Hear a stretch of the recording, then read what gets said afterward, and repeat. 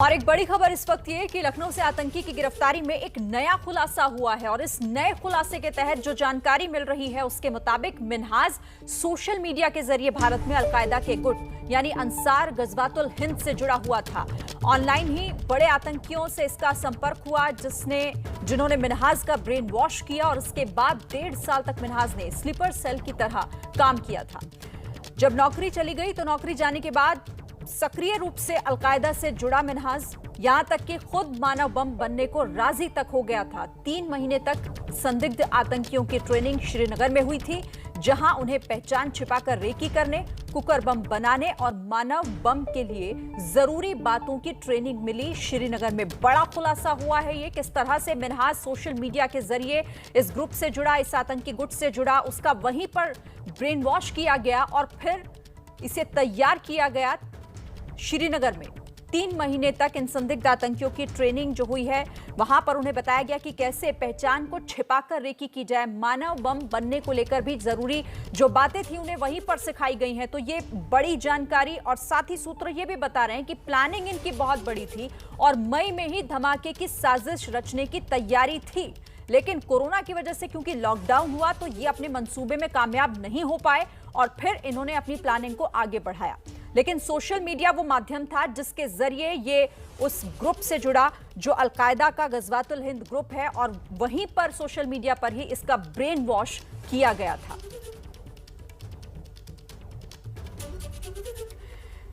इस खबर पर बातचीत करने के लिए मेरे साथ इस वक्त हमारे 2 संवाददाता जुड़ गए हैं। संभल से उबैदुर हमारे साथ हैं और लखनऊ से संजय त्रिपाठी। संजय, पहले आपके पास आऊंगी क्योंकि पूछताछ में ये बड़ा खुलासा कि आखिर किस तरह से इनका ब्रेन वॉश हुआ हो, चाहे इन्हें बताया गया हो कि कैसे जुड़ना है, वो सब कुछ सोशल मीडिया के माध्यम से किया गया है। बिल्कुल शिरीन, क्योंकि एक यूनिवर्सिटी में साधारण सा कर्मचारी था और उसके बाद कैसे वो अलकायदा का एक खूंखार आतंकवादी बनने की ओर अग्रसर हो चुका था, इसको लेकर के काफ़ी जानकारियां एटीएस के हाथ में लगी हैं। जैसा कि बताया गया, सोशल मीडिया का बड़ा योगदान था, क्योंकि लगातार जिस तरह के कमेंट मिन्हाज अपने सोशल मीडिया अकाउंट से करता था उन पर नज़र पड़ी और उसके बाद उससे संपर्क किया गया, ऑनलाइन ही संपर्क किया गया। फिर उसके बाद कुछ उसको वीडियो भेजे गए, उन वीडियो को देखने के बाद में वो और कट्टर हुआ और फिर धीरे धीरे उसको ला करके पहले गजवातुल हिंद से जोड़ा गया और बाद में उसको अलकायदा के कुछ लोगों से ऑनलाइन ही मुलाकात कराई गई। सारा का सारा जो कुचक रचा गया वो सारा ऑनलाइन था। बाद में इतना कट्टर वो हो गया जिसके बाद ये तय कर लिया था कि मैं मानव बम बनूंगा।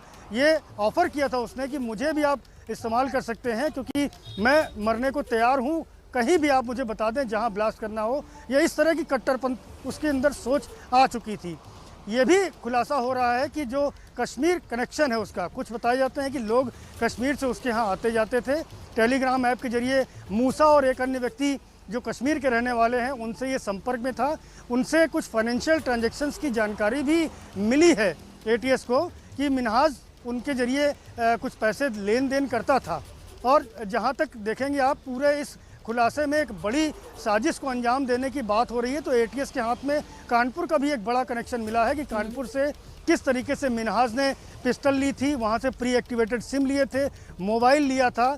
साथ ही साथ एक और बड़ी जानकारी देना चाहूँगा कि कानपुर में एक आतंकी पाठशाला बनाने की तैयारी भी शुरू की गई थी। एक प्राइवेट बिल्डर से संपर्क किया गया था और कहा गया था कि उन्हें 10 से 12 लोगों को बिठाने का एक इंतज़ाम चाहिए, जहाँ पर वो ऐसे ही कट्टरपंथी सोच डेवलप करें युवाओं में, इसकी भी तैयारी थी और लगभग सारी चीज़ें फाइनल थी। मिन्हाज लगातार कानपुर के लोगों के संपर्क में था और कानपुर से इसी सिलसिले में लगभग 8 लोगों को अब तक एटीएस उठा करके पूछताछ कर रही है। मान के चलिए कि बहुत जल्द कुछ और गिरफ्तारियां होंगी और कुछ और खुलासे भी होंगे। चिरिन, ठीक है, उबैदुर का रुख कर लेते हैं क्योंकि उबैदुर संभल का जिक्र इसीलिए क्योंकि उमर अल मंडी जो कि जिसका कनेक्शन सीधे तौर पर संभल से है, वहां पर भी कई चौंकाने वाले खुलासे हुए हैं क्योंकि परिवार से बातचीत के दौरान कई बातें सामने आई हैं। जी शिरीन, मैं आपको बता दूं कि सबसे पहले ये जो उमर अल मंडी उर्फ हाफिज सईद अख्तर है, इसका जो नाम अब आया है लखनऊ में 2 आतंकवादियों से पूछताछ के बाद और बताया गया कि ये भारतीय उपमहाद्वीप में अलकायदा का हेड है 2019 के बाद। दरअसल भारतीय एजेंसियों को, सुरक्षा एजेंसियों को जब अल जवाहिरी ने 2014 में ये ऐलान किया था कि सनाउल हक उर्फ मौलाना आसिम उमर भारत और आसपास के देशों में अलकायदा के नेटवर्क को, ऑपरेशंस को ऑपरेट कर रहा है और पिछले 2 साल से वो सक्सेसफुली ऑपरेट कर रहा है, तो 2014 में अल जवाहिरी के ऐलान के बाद भारतीय सुरक्षा एजेंसियां अलर्ट हुई और जब पता चला कि जो संभल के 2-3 लड़के हैं उस दीपा सराय मोहल्ले के नक्कासा थाना इलाके के, वो गायब हैं, उसके बारे में जब जानकारी ली गई तो पता चला कि जो अलकायदा का हेड बना था 2014 में सनाउल हक, वो 2019 में बाद में उसके मारे जाने की खबर आई और उसके बाद से ये जो अब नाम आया है उमर अल मंडी उर्फ हाफिज सईद अख्तर का,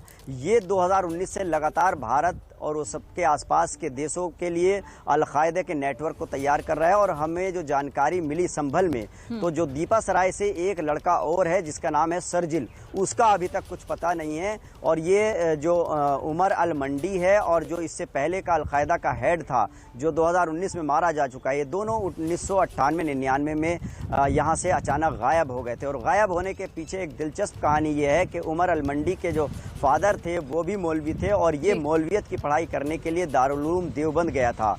इसके भाई का ये कहना है कि हो सकता वहीं पर इसकी सनाउल हक से मुलाकात रही हो, क्योंकि दोनों संभल के एक ही मोहल्ले के रहने वाले थे। और उसके बाद किसने इनका ब्रेन वॉश किया, ये परिवार को कुछ नहीं पता, मोहल्ले के लोगों को कुछ पता नहीं है। अब इतने सालों के बाद जब ये खुल के आया कि ये अफगानिस्तान पाकिस्तान में कहीं है और अलकायदा के लिए भारतीय उपमहाद्वीप में ऑपरेट कर रहा है, तो तमाम सुरक्षा एजेंसियों की नज़रें जो हैं अब वो संभल पर हैं। और संभल के ये 5 लड़कों के जो नाम हैं, 2015 में 2 गिरफ्तारियां हुई थी संभल से जो दिल्ली पुलिस ने की थी, आसिफ और जफर मसूद उर्फ गुड्डू की। आसिफ भारत का अलकायदा का हेड बताया गया था और वो अभी तिहाड़ जेल में है दोनों। तो अब फिलहाल खुफिया एजेंसियां इनके बाकी के संपर्क को भी, और साथ ही संजय आप भी, मैं आती हूँ आपके पास। लेकिन जिस तरह से अब ये नए खुलासे हो रहे हैं वो चौंका रहे हैं। लेकिन आतंकियों की गिरफ्तारी पर यूपी पुलिस पर सवाल उठाने वाले अखिलेश यादव पर बीजेपी लगातार हमलावर है। यूपी के डिप्टी सीएम केशव प्रसाद मौर्य ने एबीपी न्यूज से खास बातचीत की और अखिलेश पर वार किया। उन्होंने कहा कि अखिलेश खुद अपने राज्य में आतंकियों पर से मुकदमे वापस लेते हैं और यूपी पुलिस पर सवाल उठा रहे हैं। क्या कुछ और कहा है उन्होंने, ये आपको सुनवाते हैं।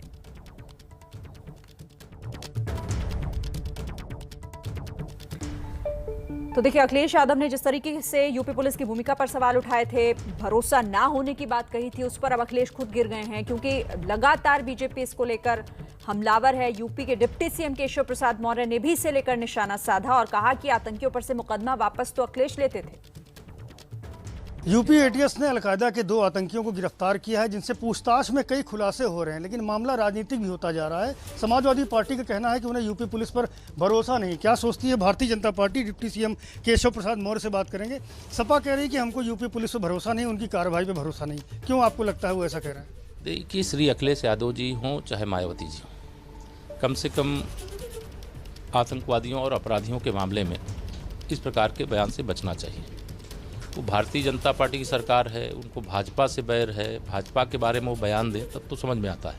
लेकिन जिस पुलिस की सुरक्षा लिए वो घूमते रहते हैं, उसी पुलिस पर सवाल उठाना, मैं समझता हूँ ये पुलिस का मनोबल तोड़ने और जो देश के दुश्मन उनका मनोबल बढ़ाने, जो अपराधी उनका मनोबल बढ़ाने का प्रयास है। इस प्रकार के जो राजनीतिक हथकंडे देश के हित और अहित से जो जुड़ा हुआ है, देशवासियों की सुरक्षा से, प्रदेशवासियों की सुरक्षा से जो जुड़ा हुआ है, उसमें नहीं करना चाहिए। और इन्होंने जो किया है उसकी मैं कड़ी आलोचना करता हूं। इस प्रकार के बयान वापस लेने की मांग भी करता हूं। ये भी कहा जा रहा है भारतीय जनता पार्टी की ओर से कि अखिलेश यादव की सरकार में तमाम आतंकवादियों से मुकदमे वापस लिए गए, समर्थन करते हैं। मैं तो स्वाभाविक तौर से मैं कहा हूं और फिर मैं दोहरा रहा हूं कि जो आतंकियों के मुकदमे वापस लेने का काम कर सकते हैं, वो आतंकियों के खिलाफ, अपराधियों के खिलाफ, देश के विरोधियों के खिलाफ कार्रवाई कैसे सहन कर सकते हैं।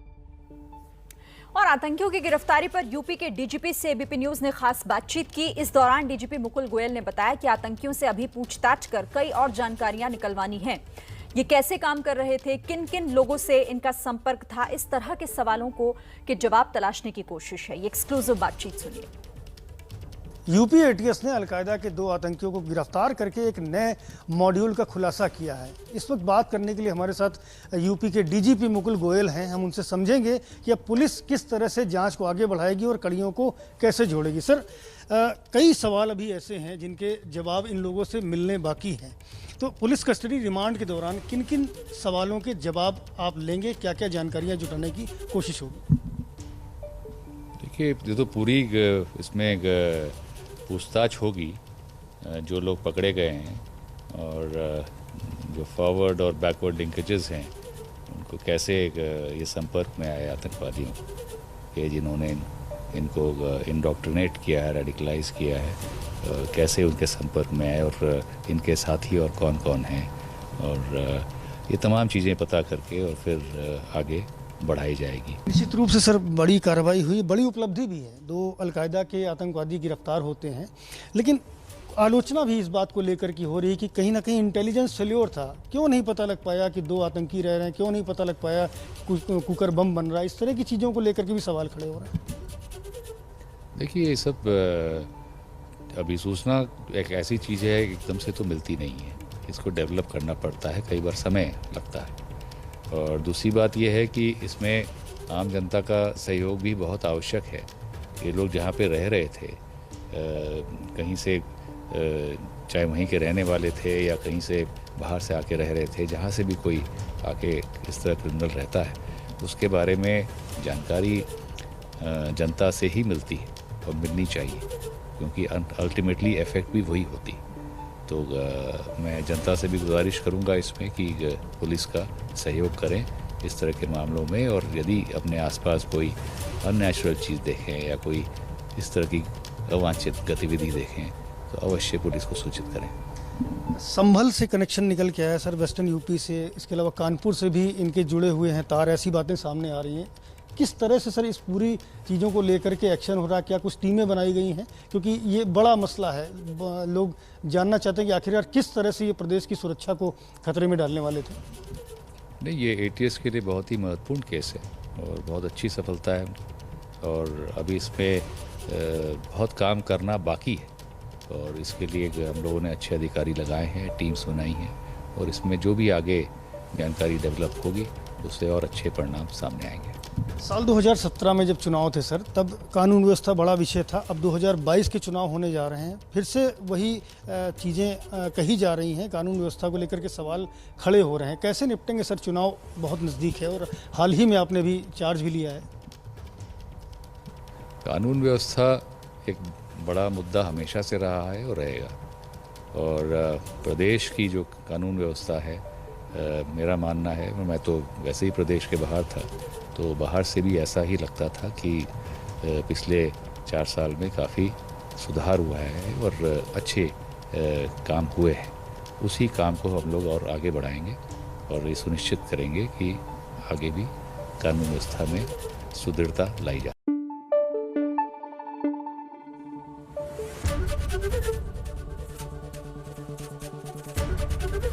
एबीपी न्यूज़ आपको रखे आगे।